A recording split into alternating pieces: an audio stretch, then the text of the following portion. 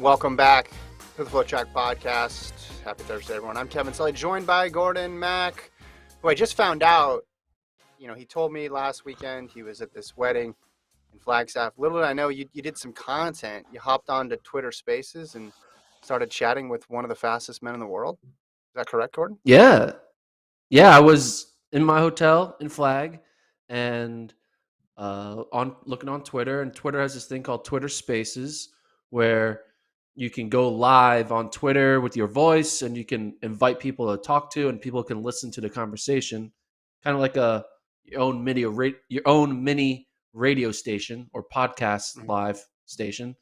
And Trayvon Bromell went live, and I would just wanted to listen, so I clicked on it to listen, and then 2 seconds in, Bromell's like, "Oh, wait, we gotta get Gordon in on this. He's on my show now," and he started interviewing me for his Spaces show.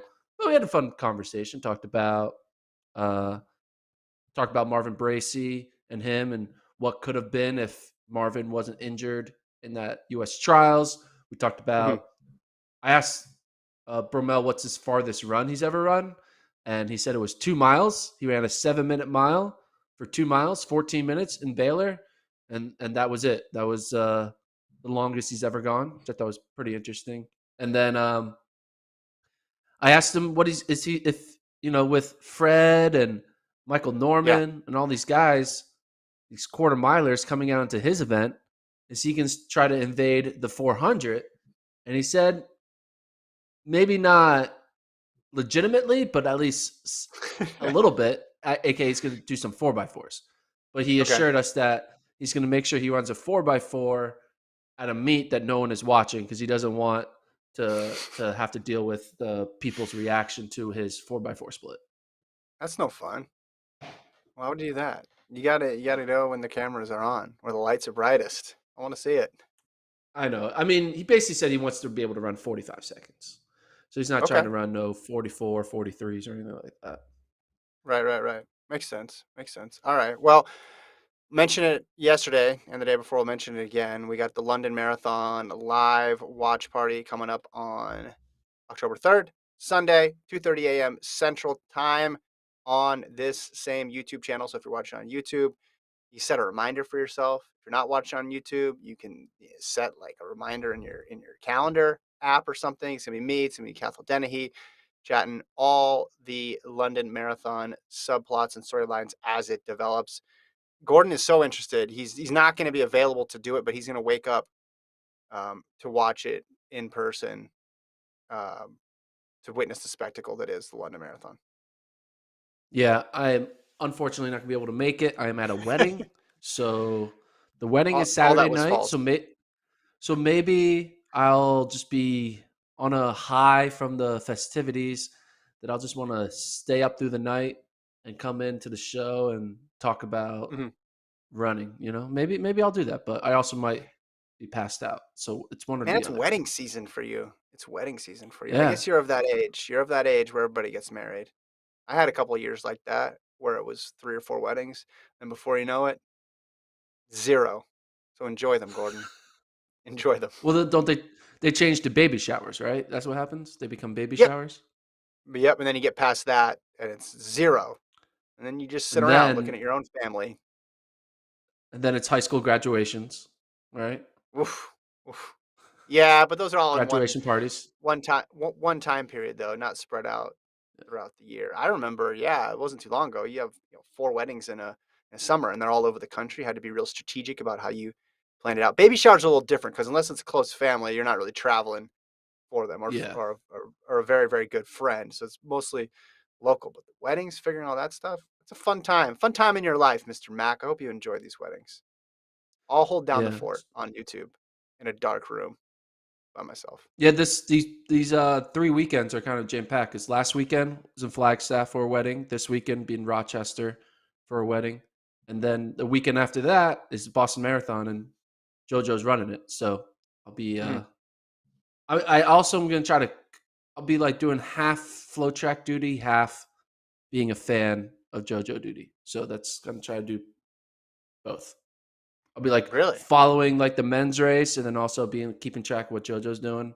Like, oh, it's just 240 pace. Yeah, whatever. I'm gonna have two hats. Be two Listen, hats in Boston. well, and the way this combines into one, JoJo needs the podium. Yeah, It would make your life a lot easier if that it happened, would. because Yeah, then you'd have the content ready. You just interview her, yeah, and I and could it's just real show up easy. to the mix zone and she'll already be there, so I don't have to worry about like doing both. Yeah. So Yeah. yeah, if she can just run like a 225, 224. I don't know, Hey, 220. What's it gonna take to podium in Boston? I don't know. yeah, it depends on the weather, but listen. If there's any marathon that has a history of people with non-traditional running backgrounds getting on the podium, it's Boston. And the last time that happened in the rainstorm, I was in Boston covering the race with you know who? Johanna Gretschel. Chris Chavez. No, yes, Joanna. Johanna was there.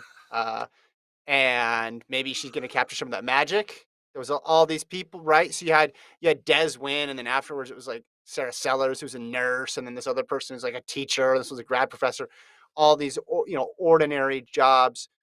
Your average folks who were just having, fell into this incredible predicament where they were at the top of a major marathon. It could be her. She just needs basically once in a every 20 years storm to come through, and it can't impact her negatively. And she's got to basically Yeah. run a PR. So it's easy. It's easy. Well, like we're looking into like kind of planning around for it, and apparently they're doing the start differently this year. Now, obviously, a lot of Okay. the fans, the start's normal because the elites are going to start in the elite field and they're going to go, but they're doing like a rolling start where you just get on a shuttle, you get off the shuttle, and then they encourage you to start your race within 10 to 20 minutes from getting off the shuttle. So you get to Hmm. decide when you want to start the Boston Marathon. There's not like Right. a gun and like, all right, we're slowly going. It's like, so you could jump off the bus and start right away, or you can like take 40 minutes to Oh, go start your run. Like it's because it's going to constantly keep in waves of people, and then you yeah. just start on your own. So there'll be no um, reaction time because everyone's basically going to go on their own Oh, accord. yeah. Not Everything's going that to be chip reaction time. time matters Chip in time. yeah, but not that reaction time matters in a marathon because that'll be kind of crazy. Mm. If It's all that about the point start. zero 0.01 seconds was mattered. All right. So we're in the off season of track. We're in the middle of the marathon season, but off season and track. There's been some rumors popping up here. Wanted to touch base on them.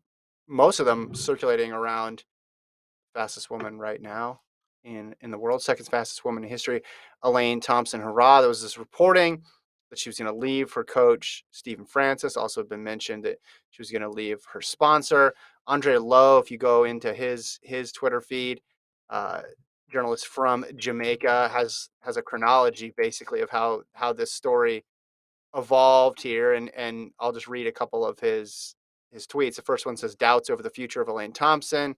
Hurrah at the MVP Track Club. And then a quote from her coach, Stephen Francis. I would not be surprised if she's not here. I don't know if she's going to be here.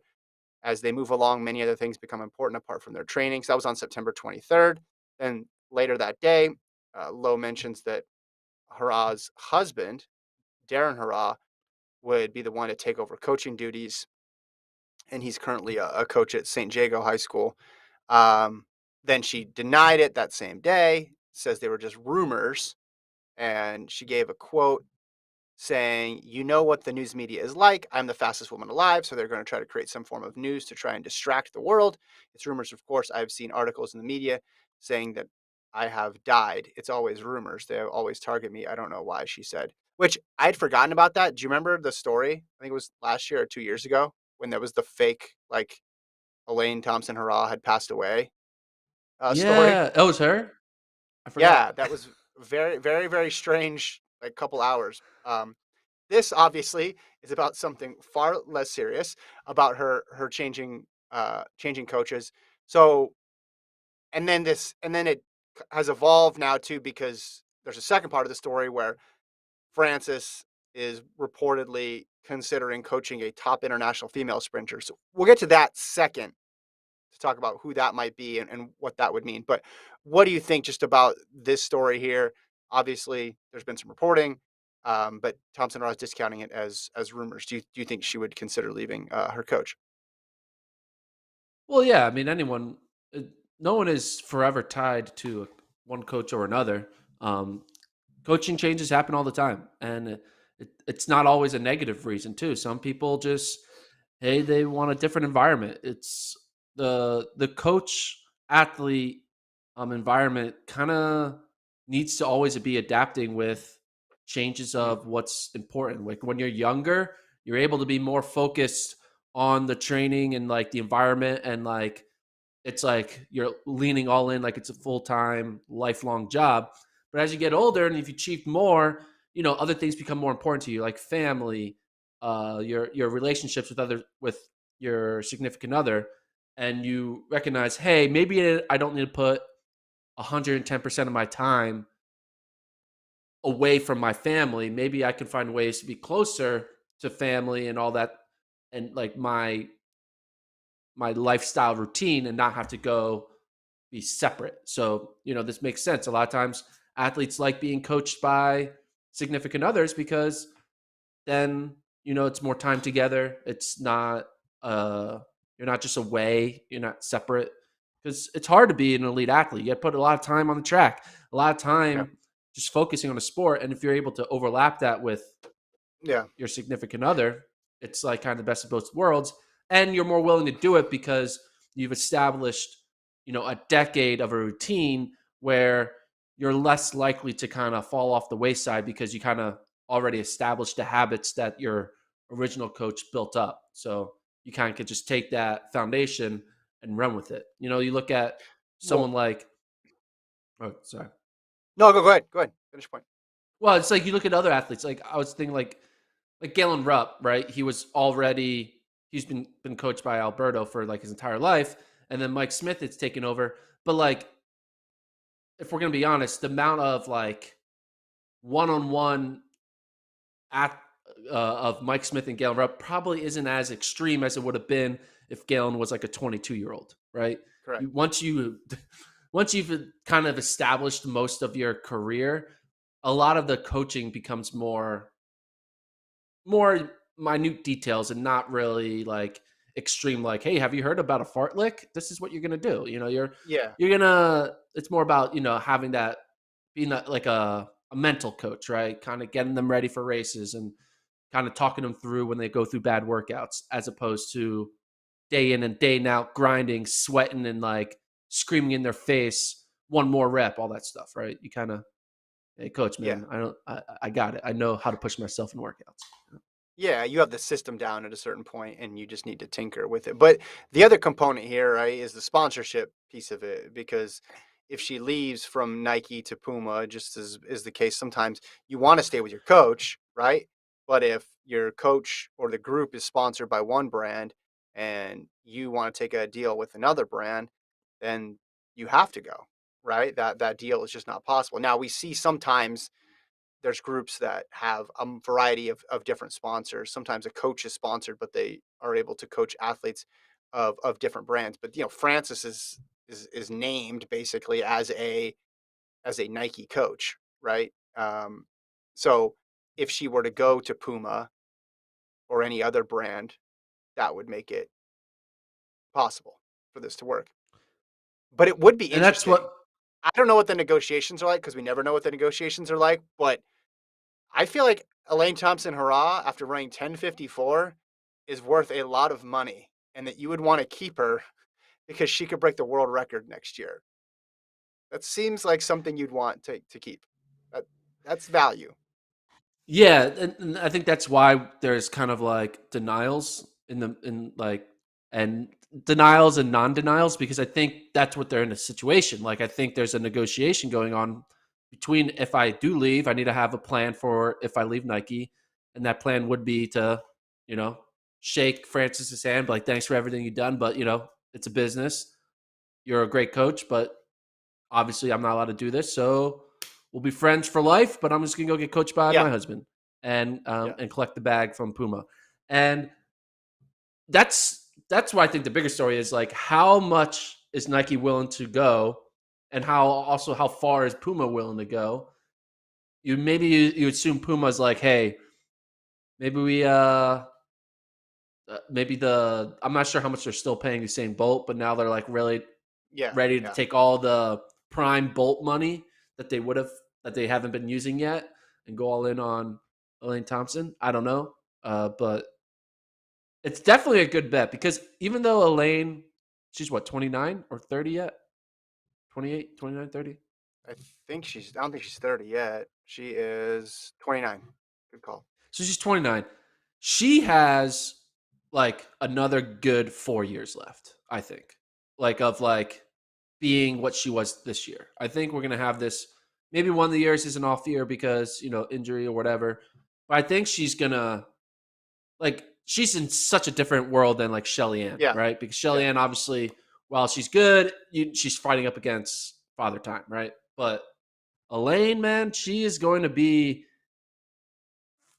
every time she's on the track in her peak condition in like a hot summer day in a good environment, people are going to be thinking, "Uh-oh, world record time." yeah, yeah. And And what's if the you one have thing that's that, going to get people's attention? The one thing that's yeah, going to get everybody's attention is a world record. and it's like how much does Nike want? I mean, how important is it for Nike to be able to have a ad campaign with Elaine Thompson saying we represent the fastest woman in the world of all time? How I think that like is important, isn't it? I think it. I'm not just looking at this from with track fan tinted glasses here, but I think that's important. I mean, they want the people in the pinnacle of their sport to be wearing their clothes, wearing their yeah. gear when they do these otherworldly feats. That's the whole ball game. That's why you invest in all the other people, right? With the one chance you buy the lottery ticket, so that way when someone does something spectacular, they're wearing your gear. Let me ask you this though. This discussion got me thinking. Who is the most valuable athlete in track and field right now? Or if you were to put together a top five, right? And value can be defined of a bunch of different ways. But I'm just saying, if you were in charge of marketing, sport, high performance, whatever, at a brand, or you started your own brand, and you had an unlimited Gordon Mac budget. brand. Yes, you had an unlimited budget. They saw your Twitter Spaces with Trayvon Bromell, and they're like, we want to give that guy a lot of money. And your whole goal is just to spread awareness of your company, right? So is that gold medals? Is that social media following? I'll let you define that. Like, who would your and you could get anybody. Who would your first three signees be? So they're all free agents, and I can get anybody. You can get anybody. Okay. I would want my first signee, I believe, would be Elaine Thompson because I know there's going to be immediate return in the next few years. And Hmm. like, well, so Elaine Thompson.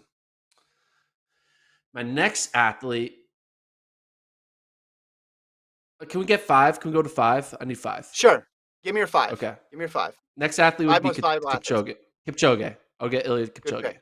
because I feel Yes. like he's going to have like a good like career end to his legacy. So he'll be in the media a lot to talk about like his history of what he's done in the sport. And so there'll be a lot of press around Iliad. Even if he's not running 159, his retirement series is just going to be a lot of media pressure, a lot of media Yeah. attention. So Brand Gordon Mack, we got Elaine Thompson-Herah, we got Iliad Kipchoge. My third athlete, ooh, I think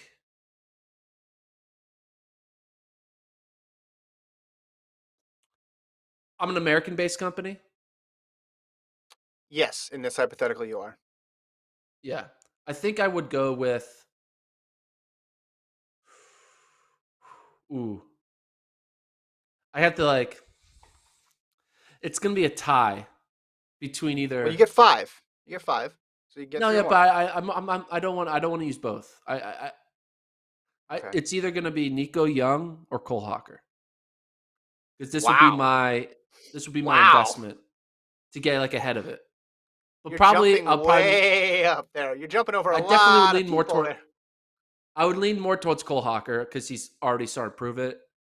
Nico would be Okay. like the one that like the stash, you stash, draft and stash. That's what he would be. Okay. So maybe he's my, hey, got you NIL deal. I don't have to use up too much money on you, and then I'll give you the real deal in 3 years. Because I think Yeah. Nico has a chance to be like the guy.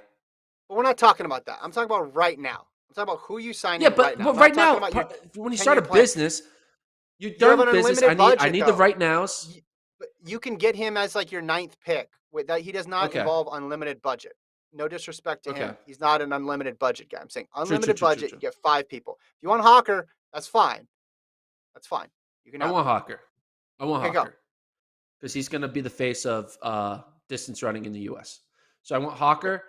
So okay, Elaine Thompson, Eliud Kipchoge, Hawker. Then you're putting me on the spot here. I probably want Sydney. I Okay. want Sydney McLaughlin because she's gonna continue to be good and dominate Yeah. and break world records and be always on the 4x4 and you know Yeah. she still has yet to enter her prime. And then my fifth one, who would it be? Gordon really testing the limits of an audio podcast here with all these People dramatic know I'm pauses. listening. You're filling time. Um, You want me to read some from the chat? I got some from the chat I can yeah, read to you. If you yeah, want. yeah. Read some of the chat. I'll say yes or no. How about that for this Shakari, fifth spot? Shakari, no. a thing Mo, I don't need Shakari and Elaine Thompson. I just need one. a thing Mo. I would say no. Not that I don't think she's Uh, going to be an all-time great. I just think that I'm trying to think. Okay, we're thinking brand. Like I just feel like people aren't going to like identify I mean, with I the would do a thing 800. Mo. Sure they are. But I just feel like the 800. Like how much of a star was David Rudisha?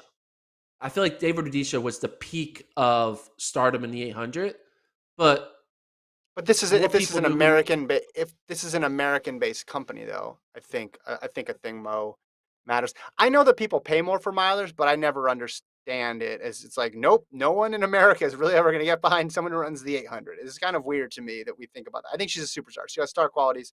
I I look, would go a thing. she's I would 100 go a thing percent a Mo. superstar, and she's gonna break. I think she'll break the world record. But I'm thinking like the person who lives in Montana, are they going to But be invested in the 800 the way they were to be invested in 100 or like a marathon or like no, no, no, no, no. You're asking the wrong question. The question is, are they going to be invested in an 800, 400?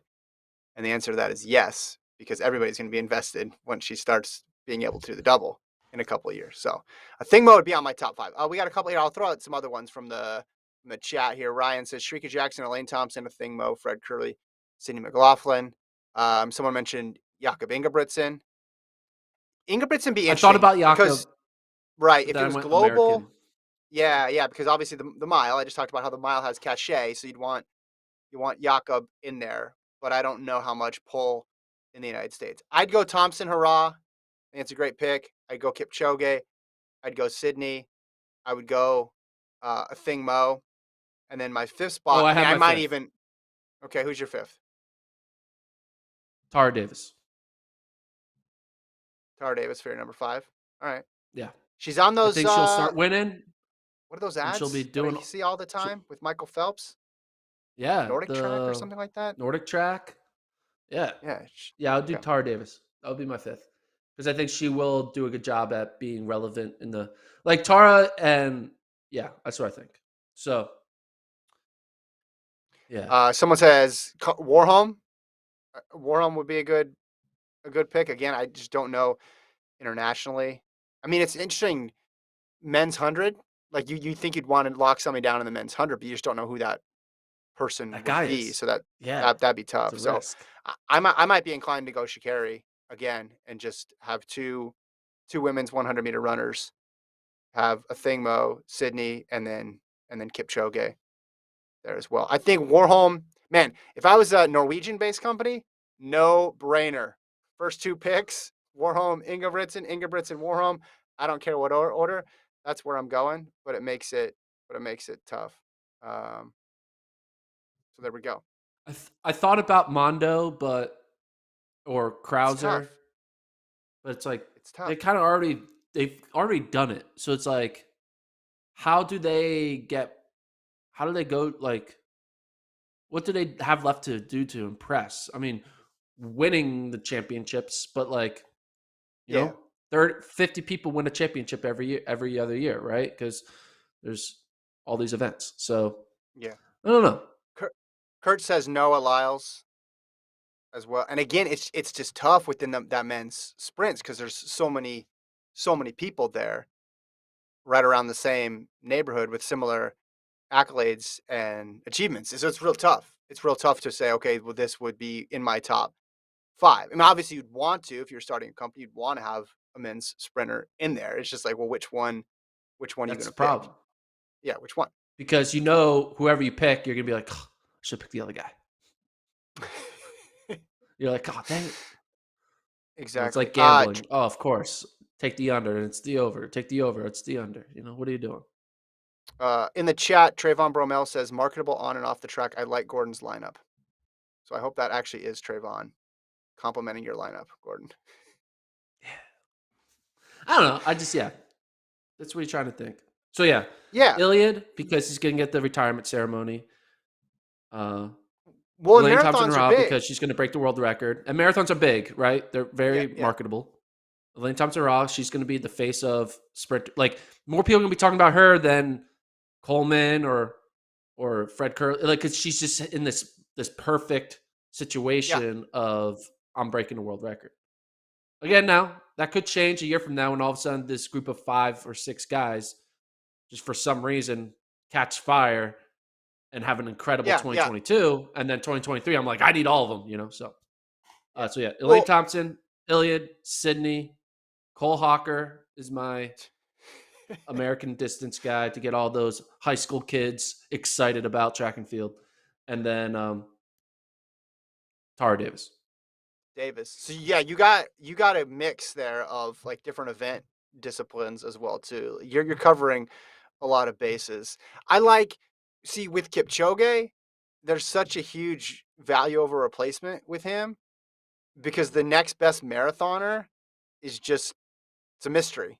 It's almost as like similar to how that men's 100 is right now. There's a lot of good people, but nobody's stepping up. But there is Kipchoge who's standing tall above all the others. And I would want to have a marathoner in the same way I would want to have a 100-meter runner if I could, if I was starting this company. So yeah, do you think full story here? Do you think Elaine Thompson-Herah? Do you think the story's true? Do you think she is eventually going to leave, and do you think she's going to end up leaving Nike as well? What do you put the I odds think at? it, well, I think if she leaves Nike, she leaves the group. I think that's the story here though, right? Yeah, Like I don't you have that much success with one person, you just came off the best year of your career. I think the only reason you go is because there's a financial incentive for you to go. yeah. So, and so, but these things are intertwined, and that's just the reality of track and field right now. The other part of the story, which Andre Lowe reported, I'll go back to his Twitter account again here. Nike sponsored coach Stephen Francis is considering a request by the U.S. based company to coach a quote top international female sprinter. And he says, with Elaine Thompson-Herah declaring to MVP her intention to leave, that's assuming that she's leaving. He says Francis might meet Nike's request this time around. So basically, if she goes, they're going to fill the slot. They want to slot somebody in there as an international sprinter. Now, this is from the Jamaican's perspective, right? So that's anybody but a Jamaican. He went on to say that the person is quote very popular and quote not European. So sprinter, very popular, not European, and So it could non-Jamaican, be and a so it could female. be African, Canadian, Australian, or American or Mexican. So I don't think there's any very popular Canadian sprinters. There's no very popular Mexican sprinters. Australia female sprinters, nope. I don't think There anybody was would that define one. them as very, very popular, right? Very popular is the term. Yeah. They're very popular. So in Africa, I mean, one of them is banned, so she's not going to be doing it. And then you Right. just got to go to America, and then who's the very popular American sprinter? And it is someone named Sha'Carri Richardson. How wild would it be if Sha'Carri does do this and starts training in Jamaica in like enemy territory? Be wild. Being coached by the former coach of the second fastest woman. It would be so many storylines, so much content. I would want a reality TV show. That's what I would want. Following this whole It would thing, just I be want a camera on Elaine with and a camera on Sha'Carri, and they're just talking shit. It'll be great. it would be surreal, but pretty much everything about Shakari's last couple of years has been surreal. And from that perspective, you'd say, okay, well, it seems completely unrealistic, but a lot of things haven't gone to script. Reminds me of Merritt and Warner back in the day with the coaching change there too. I also started thinking about who could switch coaches where it would really matter, because a lot of coaches coach people from a whole bunch of different countries, and there's rivalries, I'm sure, but they kind of break down when it's like, hey, this is my friend. Like I train with this person. But with Richardson in Jamaica right now, the US and Jamaica in the sprints, there's a clear rivalry. So if you had to make a list, again, I'm asking you to make a list, Gordon, of like people who could change coaches where it would really matter. I think this is like the only one in track and field. This is like the only one because if she went here, she'd be going to Jamaica, the big rival, right? I don't think even like a Kenyan going to an Ethiopian distance coach or Ethiopian going to Kenya, it's not the same thing as what would happen here. The reaction here. I just thought of something. Let's imagine a world where this does happen, and let's imagine Sha'Carri runs well and is like starts winning. Will Jamaica then take credit for her success? And will she all of a sudden become She's like a beloved a figure fan in of both Jamaica. countries? Like, Yeah, or yeah, like yeah. is well, like this kind of, but now you have to think about it this way, in any rivalry, you kind of want to like be able to dunk on the team that you beat, right? Will this be a way for Jamaica if they were to lose to Sha'Carri? Be like, well, whatever, yeah, we let her win because we coached her, and now they have like they can be on both sides of the winning formula. They can win if a Jamaican wins, and they can win if an American wins. So Jamaica kind of comes out on top because no matter what, they have a talking point of like, yeah, you're welcome. We coached yeah, her, or yeah, I told you so. We beat her. Just both ways they have a yeah. talking point.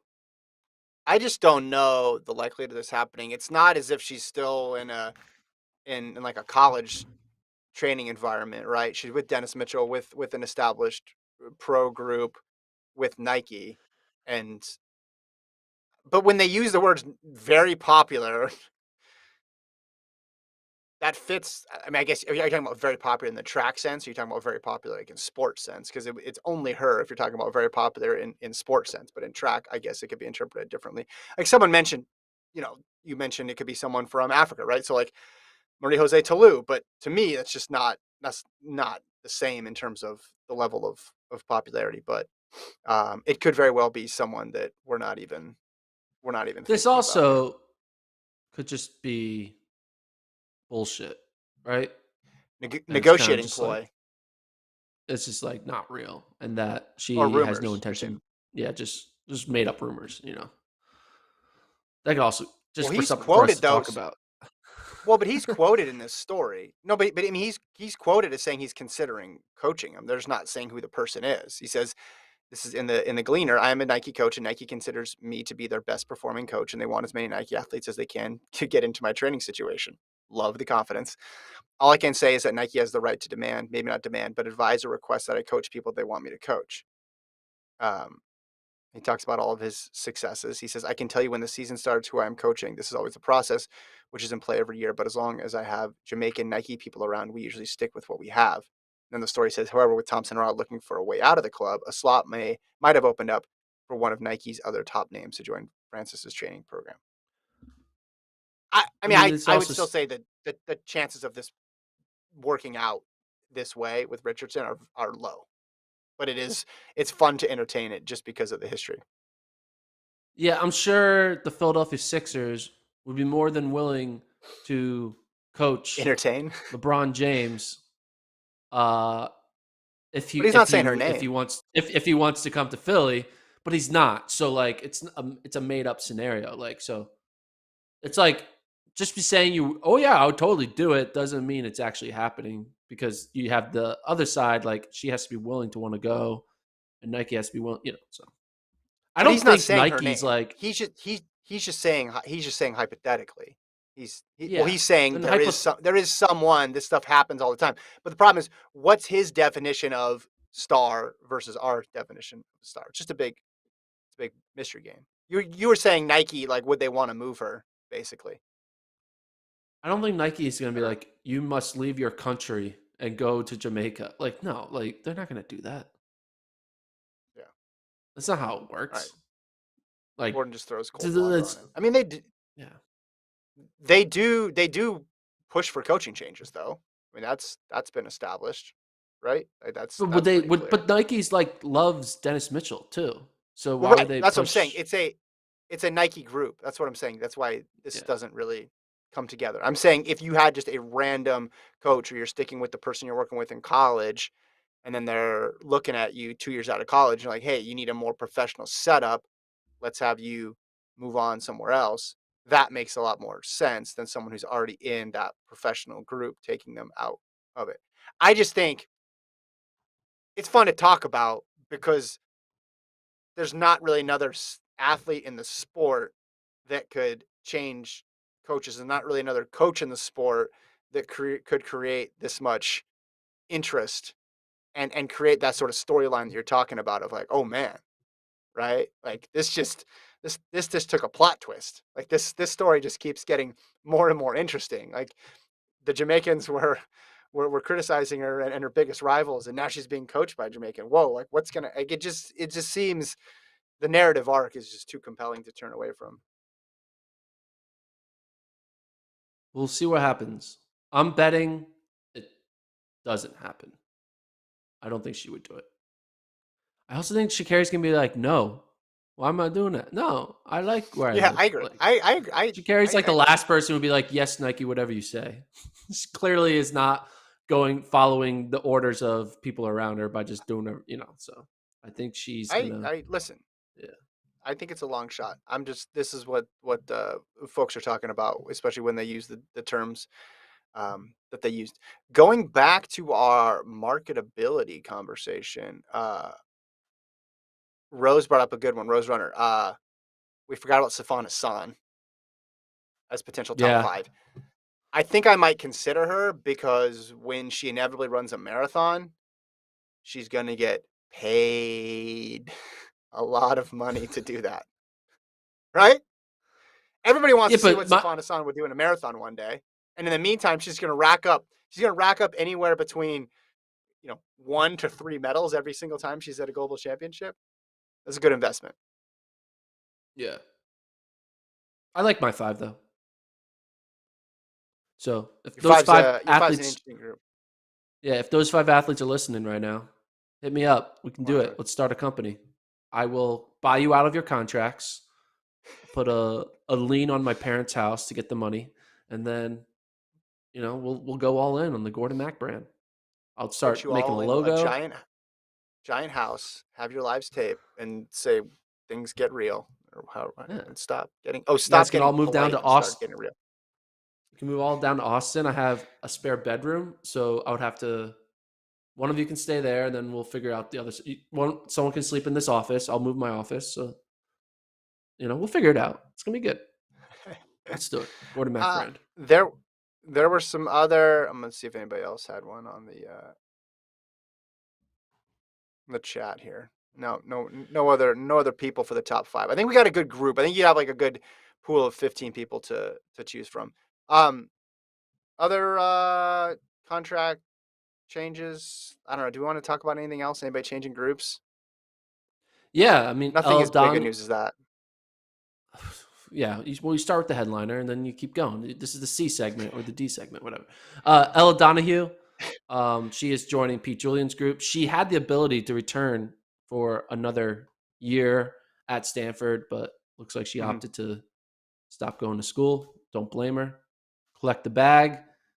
Be training on a Pete Julian's Nike group, the soon to be named Pete Julian group, right? Where they have that very The mysterious Instagram a- video. yeah, the ads with alpacas and waves crashing in Yeah. the ground and people running through forests and things like that. Yeah, it's been a while. They need a team name there.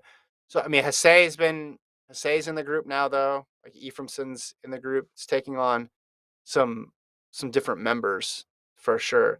Donahue's interesting though because she got third NCAA's outdoors, but the last couple of years it always felt like she was in the mix. Maybe she's one of these people who's just like so consistent that once she gets into that professional environment, she's able to make a jump. Because you think, hey, if you've there's two options, right? You've either plateaued or you're on the verge of a big breakthrough. And maybe she's going to be on the verge of a big breakthrough once she gets in this sort of setting. Like Jessica Hull seems like a good person to train with. I mean, Hull had an NCAA title, but similar-ish, you could say, to Donahue when she was coming out of Oregon. The Hall was a little bit was definitely a bit better, but I see what you're trying to do. I feel What like are the Donahue kind of biggies? reminds me of a fellow Stanford athlete, Elise Cranny. Cranny was always kind of in Oh, the that mix, never that was works. really winning much, was always like an All American. And then she just had a big breakthrough. She's kind of stuck in like the 409, 408, 410, 1500-meter range. Yeah, And then a yeah, year yeah. or two into working at Bowerman, she's become like one of their best athletes and can make multiple world teams. 40. You're right. Yeah, Hull was 406. Donahue was 409. A little bit different, and obviously the title as well too. Uh from the chat, rumor Ben Thomas starting a pro group once Tier turns pro. Have you heard anything on that, Gordon? I've heard that rumor. I mean, people thought that was happening right away and that like Hawker and Tier would like be NIL pros and like they'll be half pro, Yeah, half running Oregon cross country. And then it'll all just come together at the end of the cross country season. Clearly, that's not exactly what to do, but I do think that Ben Thomas now has been at Oregon for a few years now and has now developed a bunch of not just good NCAA athletes, but future, U.S. champion type athletes, yeah. notably Hawker and Tier. So it makes sense for him to start kind of keeping them in house, right? I mean, it's one of those weird things where distance running, like a lot of time, sometimes it's like kind of cyclical. Like there's time when there's a big push for all the top athletes go to Yeah. OTC, NOP, Bowerman, uh, you know, wherever else. And then there's that kind of cyclical. It's like, oh, we're all just gonna stay with their college coach and kind of Yeah. stay in. And Yeah. so I can I see think kind of Ben Thomas filling the void that OTC's kind of left, right? Because OTC kind of doesn't have as many yeah, people anymore, and 100%. basically it's going to be like the OTC 2.0. Yeah, it's like Oregon grad school, basically. That's how it Yeah, used to function, where the best Oregon people, a lot of them would go to OTC and be able to stay where they're at and have a little bit of consistency. They'd switch coaches, but they'd have some consistency in terms of just like where they live. I'm interested. Oregon is going to figure out how to like maximize this NIL hybrid model. If it is going to happen in distance running, or even in track, I think it's going to happen in Oregon because they have the benefit of having these pro groups and this facility already there, right? And then you also have a bunch of resources for the college team. So you have both parts of it in place already. It's just finding that middle ground to where you can create something that works, um, as like a transitionary step between those those two those two phases of their career. Don't you think? I feel like they're going to come up with something. It may not be this. Like Ben Thomas might just have a pro group on the side and coach pros, and then also coach college athletes. But they're gonna have something. It's Oregon. I would also wonder if like Oregon slowly would try to like figure out a way to move Prefontaine Classic to a weekend that kind of fits with the NCAA schedule. So therefore they can have their NIL athletes make, be at the Prefontaine Classic and still not screw up their outdoor NCAA season schedule, and find a way to maximize their exposure, right? What Because can they that's get? one thing. What? Prefontaine's Yeah, always the same weekend as like regionals or whatever. So it might be yeah. kind of another move they can do. That's. I mean, I don't think that's likely, but I bet you that's something that's been discussed at the very least. What in terms of money though? What can they take from pre? Or are you talking about just exposure? Well, it's like an, a reason why, like, if you're going to pay these if you're going to create this NIL deal, you want to find ways to expose them in different ways. And then you're having your own home track meet that is seen by millions of people around the world. That's Yeah, like yeah, a good way. It's more views than your social media tweet, whatever. So it's just another yeah, lever they can pull and manipulate. yeah, yeah. And I think even if we were talking about the pre NIL days, there was going to be some movement here because there's just too many pros that Oregon is churning out for Thomas not to have. Like it would make sense that people would want to be coached by him. I think the NIL just adds in another layer of complexity and confusion, but there's a way that they can channel that to their benefit as well too, which is what I think Oregon is going to be working on doing. Um, Another question here: how do you feel about the future of Bowerman? They seem to be trending down while Pete's group is trending up. Well, we did just see the story about Merrill Hall leaving, and in that story, it said that Sinclair Johnson is leaving or has already left. I'm not sure the status of that. But then you add it up, Grace, Quigley. There's obviously been some departures on the men's side of things. I don't know. What do you think of Bowerman? Was super big for a while there too, and we're like, hey, they have everybody. They're going to qualify 9 people in the women's events to the Olympics. Maybe uh, some of this would actually be better, but it's hard to tell right now, I think. So let's look at this. Let's look at on the women's side. They have now Elise Cranny, Gabrielle DeBose Stafford, Vanessa Frazier, Emily Enfeld, Courtney Frericks, Carisha Schweizer, and Shelby Houlihan on the bench, right? You Mhm. could argue that Schweizer, Frericks, Cranny, DeBose Stafford, and Frazier, like they're all either in contention to make a world team, favorites to make a world team, and or in contention to medal at worlds, right? Like a Frericks, she's in contention to medal at world.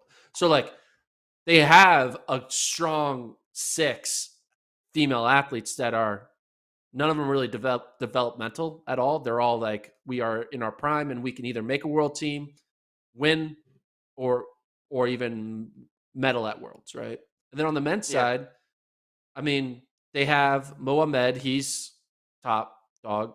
Amos Bartelsmeyer, he's probably more developmental, right? He's not really going to be into too many medal contending moments. Centro, that's kind of like legacy, right? He's gonna get mad if I say this, but he's not.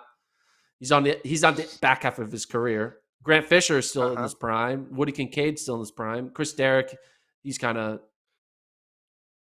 done-ish, I guess. He hasn't really done much in the past few years.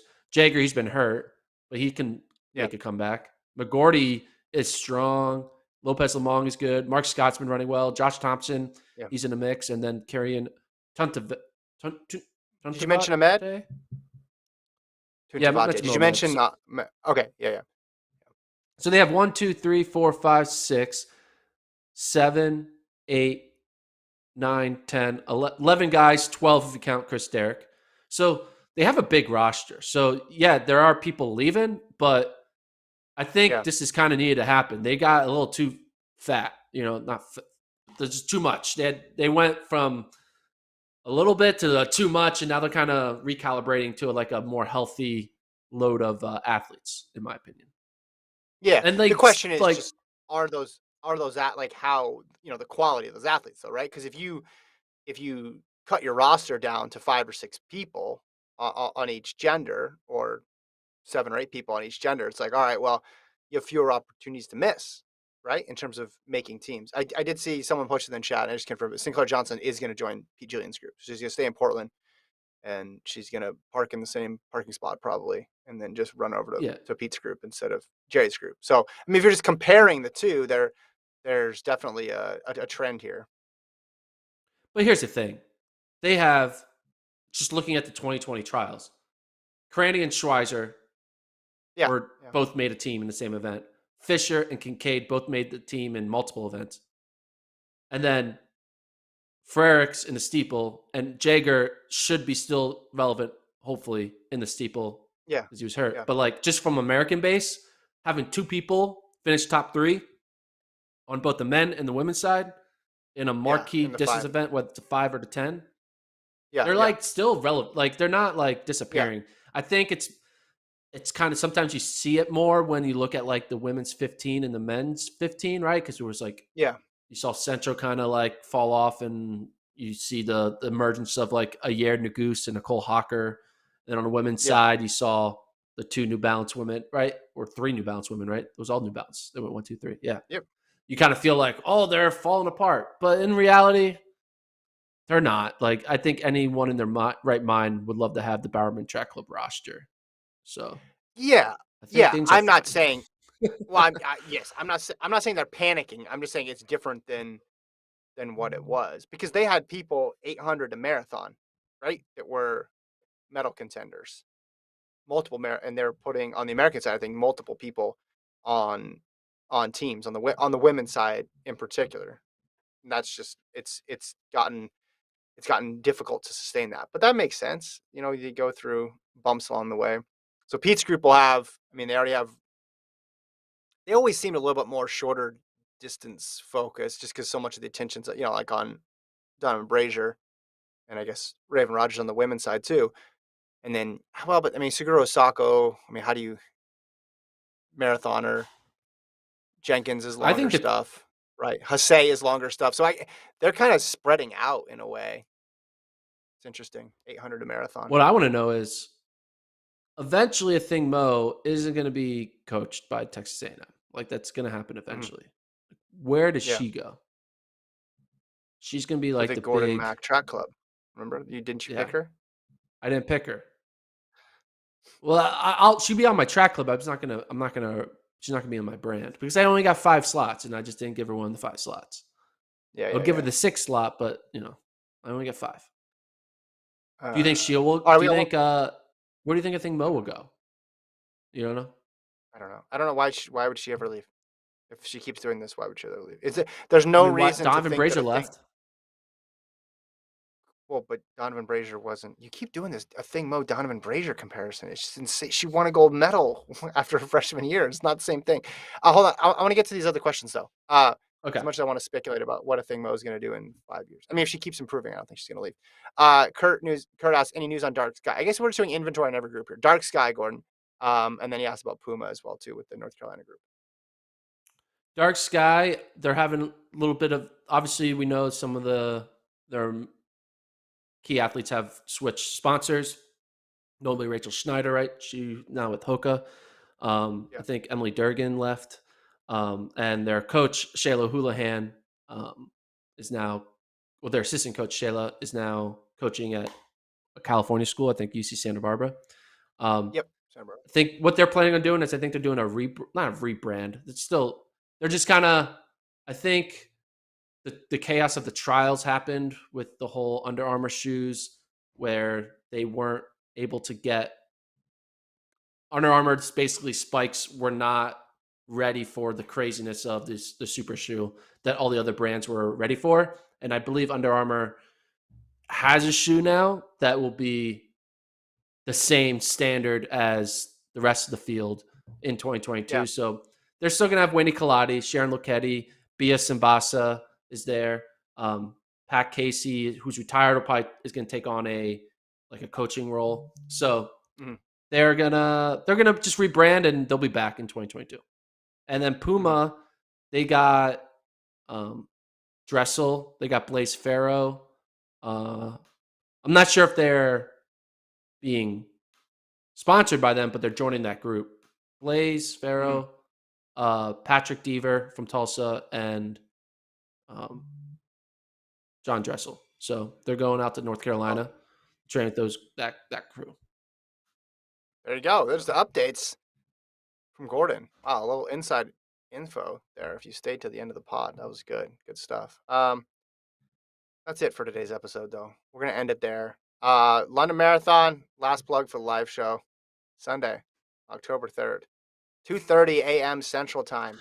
Come join me at 2:30 a.m. Put questions in the chat. Keep me awake. If I log on and there's not anybody watching, this would be really dispiriting. Please log on.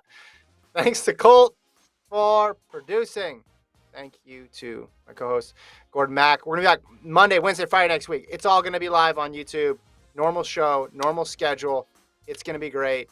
Tune in next week and watch the London Marathon. Later, guys.